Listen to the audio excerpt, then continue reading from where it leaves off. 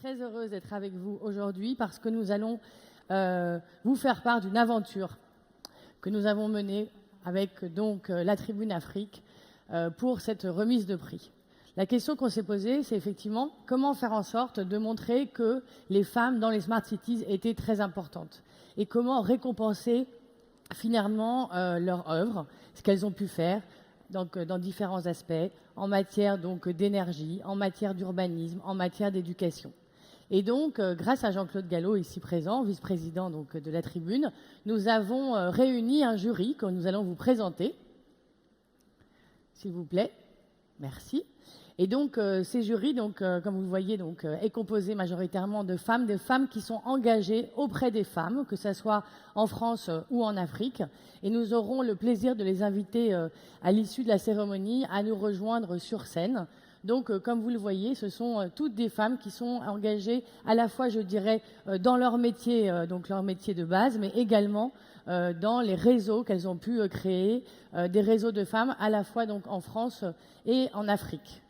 Nous avons également, donc dans notre jury, je le disais, je citais donc Jean-Claude, donc les équipes de la Tribune. Vous retrouvez Marie-France que vous avez vue tout à l'heure, Jean-Claude, ainsi que Niusha Baya qui s'occupe donc du business développement. Voilà. Et donc, pour pouvoir commencer très rapidement donc cette remise de prix, je vais demander à Mehdi Kayis, que vous avez vu à l'instant, de bien vouloir venir me rejoindre. Voilà, super. Très bien. Alors, je vais vous donner un micro.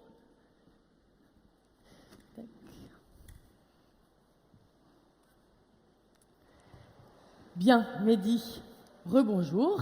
Rebonjour. Merci d'être là. Donc, vous avez tenu donc, à remettre le prix énergie. Est-ce que vous pouvez nous dire pourquoi ?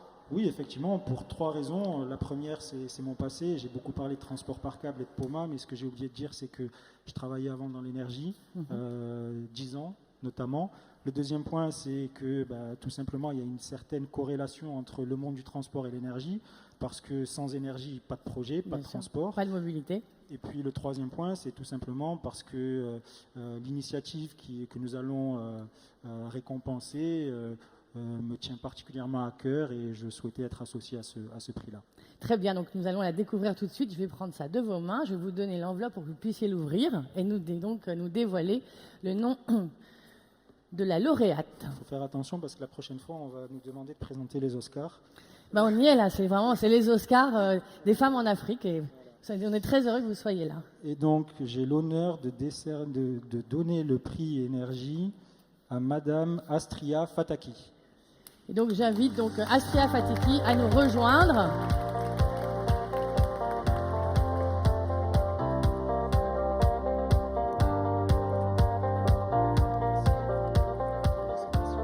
On va se mettre au centre, je vous remercie. Alors, Astria, donc, bienvenue. On est ravis que vous soyez là aujourd'hui. Alors, vous allez nous raconter un petit peu l'aventure de cette école que vous avez créée. Et en plus, ce n'est pas le premier de vos projets, d'après ce que j'ai lu. Racontez-nous un petit peu. Déjà, merci beaucoup pour ce prix que je décerne bien évidemment à toute l'équipe d'Energy Generation qui fait un travail exceptionnel. Donc, Energy Generation, c'est une organisation panafricaine qui a pour objectif en fait de former la jeunesse africaine à l'entrepreneuriat dans le secteur de l'énergie. Puisque lorsque je vous parle d'énergie, vous pensez ressources, nécessité de ressources, une abondance de ressources en Afrique. Et pourtant, il y a une de ces ressources qui est sous-exploitée, c'est la jeunesse africaine et son ingéniosité.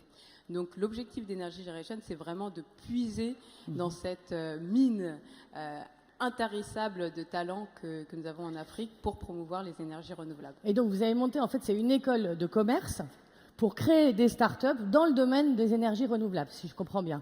Exactement. Energy Generation a commencé donc avec une académie qui avait pour objectif de soutenir des inventeurs dans le secteur de l'énergie.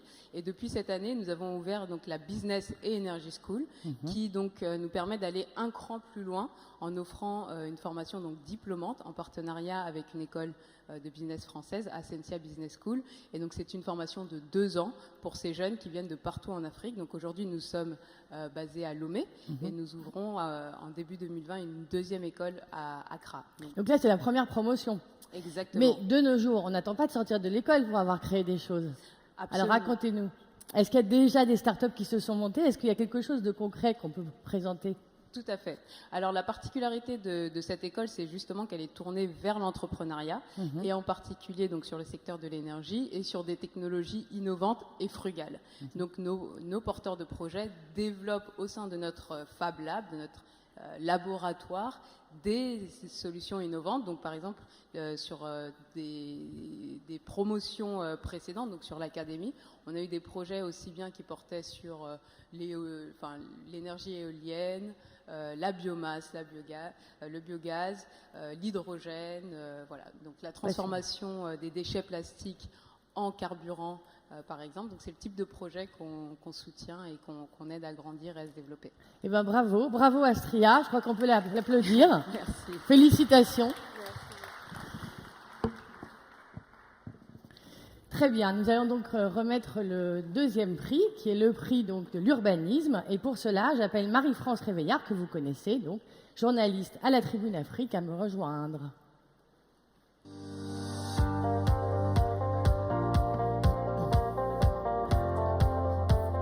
D'accord.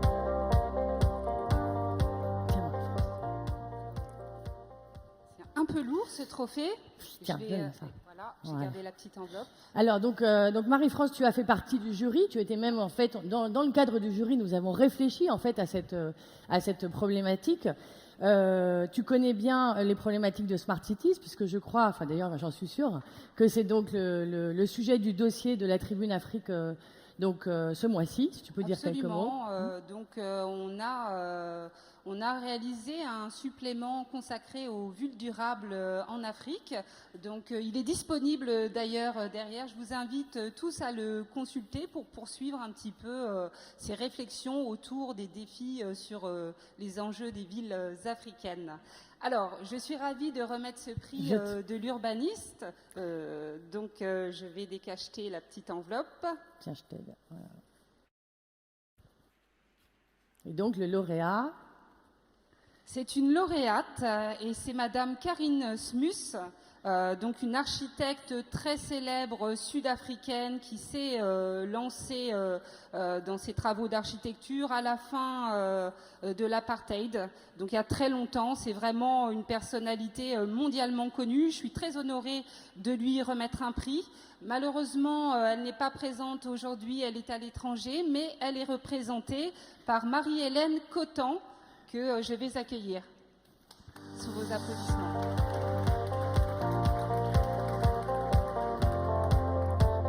Marie-Hélène Contal. Bonjour. Tenez, je vais vous remettre le prix. Alors, on va faire une petite photo. Voilà. Avec toutes les deux. Voilà. Très bien.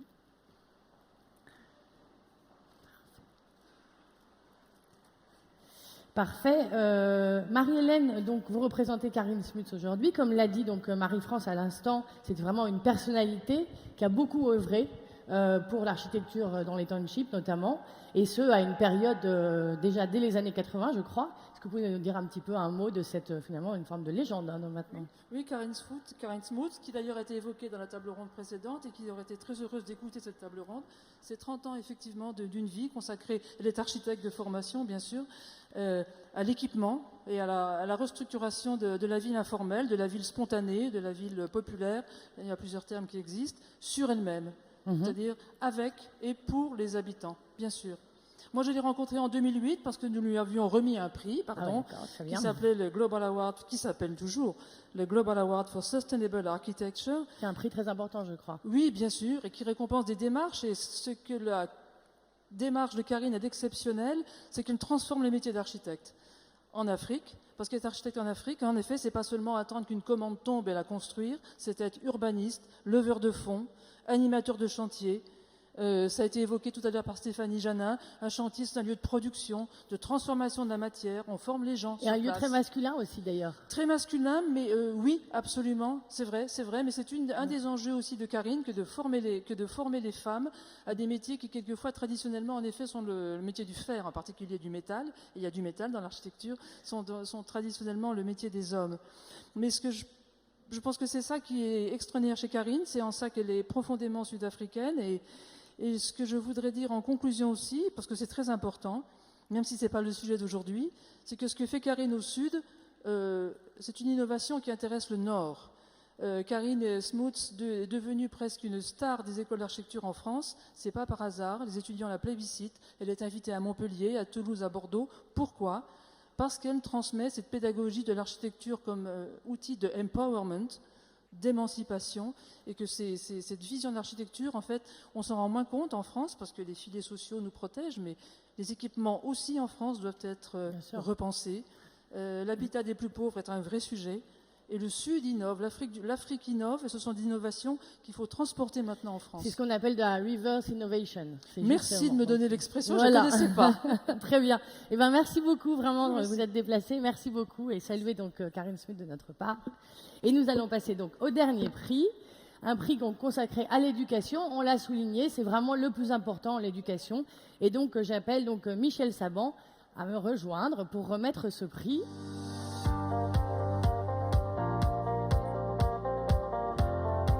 C'est lourd, hein, je vais le prendre. Ça va aller ? Oh, c'est super. C'est bon ?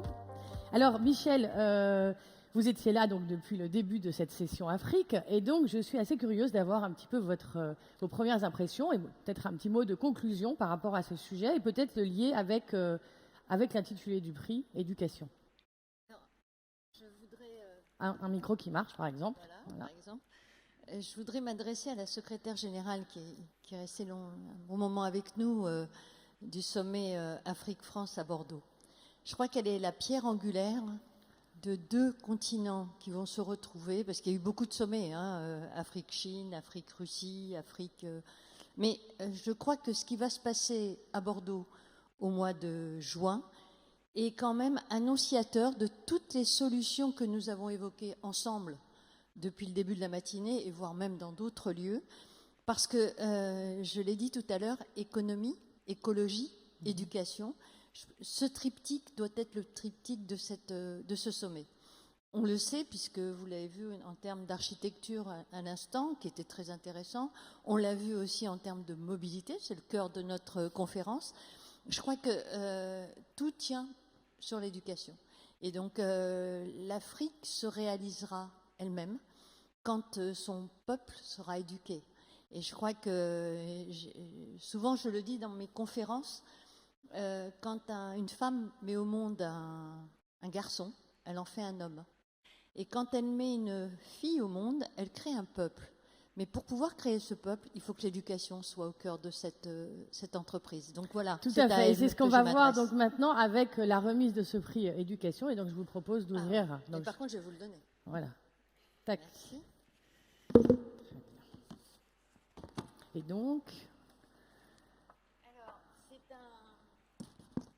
je dirais que c'est presque un binôme c'est à même parité un couple, totale. C'est même un voilà. couple, en fait. C'est un couple. Les lauréats sont Anne Leclerc et Jawad Abdoulahim, qui seront représentés par Soukaina Elia Aoui, je crois qu'il est. Tout à fait. Là. Soukaina Elia Aoui, que j'invite à nous rejoindre sur scène. Et je vous propose de faire une petite photo toutes les deux. Voilà. Tenez. Si vous voulez.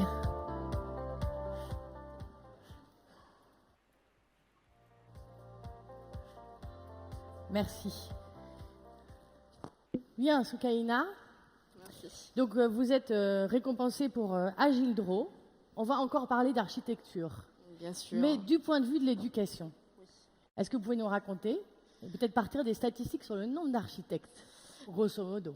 Oui, peut-être avant les statistiques, je commencerai par féliciter et remercier mes chers amis Jawad Abdoulahim et son épouse Anne Leclerc. qui sont tous les deux architectes basés aujourd'hui au Maroc, donc ils n'ont pas pu faire le déplacement pour des raisons professionnelles. Donc oui, pour répondre à votre question, les chiffres sont un peu froid au dos, dans le sens où en France, on a plus de 40 000 architectes. Au Maroc, c'est 4 000. Au Sénégal, c'est moins de 230. Côte d'Ivoire, c'est moins de 140 architectes. Agile Draw. Pourquoi Agile Draw? C'est une banque de projets, banque en ligne, absolument, parce que voilà, l'Afrique est un continent très digitalisé, qui se développe très rapidement, mais malheureusement, il n'y a pas beaucoup de générations d'architectes. Donc Agile Draw, c'est quoi? C'est une banque, une bibliothèque où on a des projets d'architecture français que ces architectes et collaborateurs africains pourront utiliser, télécharger, assembler à leur image, en respectant bien sûr les normes françaises. Voilà. Donc on disait juste avant, vous m'entendez? Vous pouvez utiliser celui-là? Vous m'entendez? Ah non. Là c'est mieux? Là, parce qu'on va tous essayer. Ah bon, c'est bon. Ok, parfait. Donc vous me disiez justement qu'en plus, et on a parlé tout à l'heure, c'est des métiers d'hommes, des métiers dans lesquels finalement il y a très peu de femmes, et que oui. Là, cette mise à disposition aussi de projets à partager permet finalement à chacun de se former, et à chacun et à chacune de se former. Permet à chacun, et comme Madame a dit avant, c'est un métier qui est dominé aujourd'hui, en tout cas par les hommes. Et vu que l'architecture est un domaine vraiment de création, d'art, Agile Draw met vraiment l'accent sur le empowerment, le renforcement de la présence féminine dans ce domaine, via cette banque qui est ouverte à vraiment tout le monde. Très bien, je vous remercie beaucoup. Merci à vous. Merci. Chers amis, merci. Cette cérémonie donc touche à sa fin. Je vais inviter le jury ainsi que l'ensemble des lauréats et des remettants à me rejoindre sur scène. Et nous allons fêter quelque chose, puisqu'en fait nous sommes un média. Je vous en prie, venez tous. Voilà.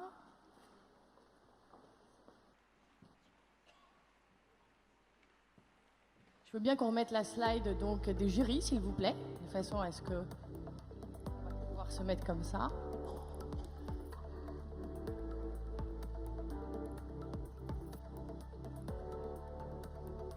Voilà.